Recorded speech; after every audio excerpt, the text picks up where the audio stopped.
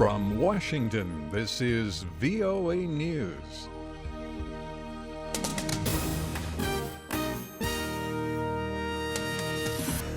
I'm David DeForest reporting Britain has a new leader. Theresa May became Britain's new Prime Minister on Wednesday and immediately put together a new cabinet. As we leave the European Union, we will forge a bold, new, positive role for ourselves in the world.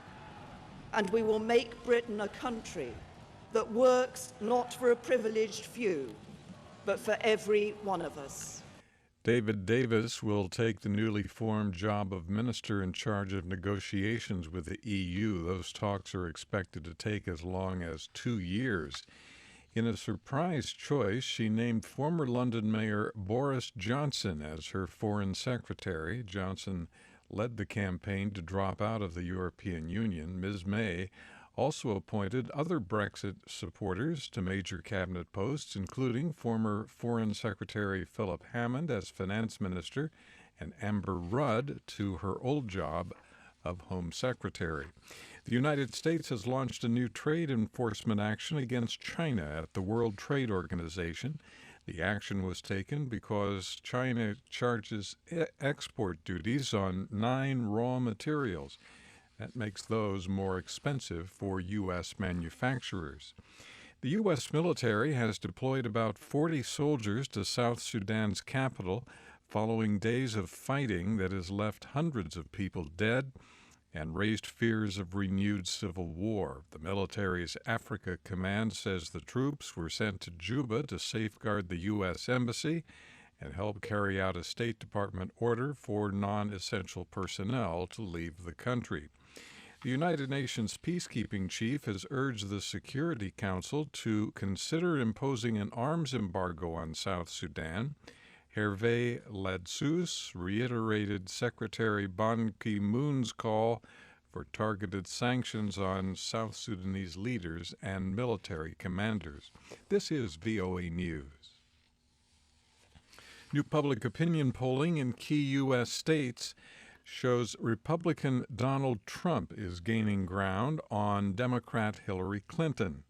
Quinnipiac University said Wednesday its recent surveys showed Trump with a 42 to 39% lead in Florida, reversing an 8-point Clinton edge 3 weeks ago. The pollster said Trump has pulled to a 43 to 41 lead in Pennsylvania, where Clinton had previously been up by 1 point.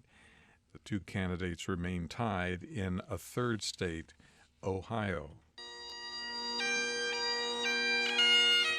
Funerals for 3 of the 5 police officers killed in last week's sniper attack in Dallas, Texas, were held Wednesday. Hundreds of law enforcement officials paid their last respects to their fallen comrades. The NATO-Russia Council met Wednesday in Brussels. NATO Secretary General Jens Stoltenberg said the meeting addressed the crisis in Ukraine. He told reporters that there was no meeting of the minds and that NATO does not and will not recognize Russia's annexation of Crimea. Russia also raised a proposal on air safety in the Baltic Sea. Allies will study this proposal carefully. The council was set up 14 years ago to help avert crises between NATO nations and Russia. The chairman of the Broadcasting Board of Governors, NBC Universal Executive Jeff Shell, was denied entry to Russia and detained for several hours when he flew to Moscow on business this week. The chairman of the agency that oversees the Voice of America and other U.S. government broadcasters was pulled out of a line of people who had just arrived Tuesday in Moscow. Shell says he was detained for 2 hours in a locked room before authorities put him on a flight to Amsterdam. The BBG chairman told colleagues he was told he was being denied entry to Russia permanently and now is subject to a lifetime ban. Iraqi officials say at least 8 people were killed and 11 wounded when a suicide bomber blew up a car at a police checkpoint north of Baghdad. The bomber reportedly slammed the vehicle into a checkpoint Wednesday in the Al-Rashidiyah district, a predominantly Shiite neighborhood. The Islamic State group claimed responsibility.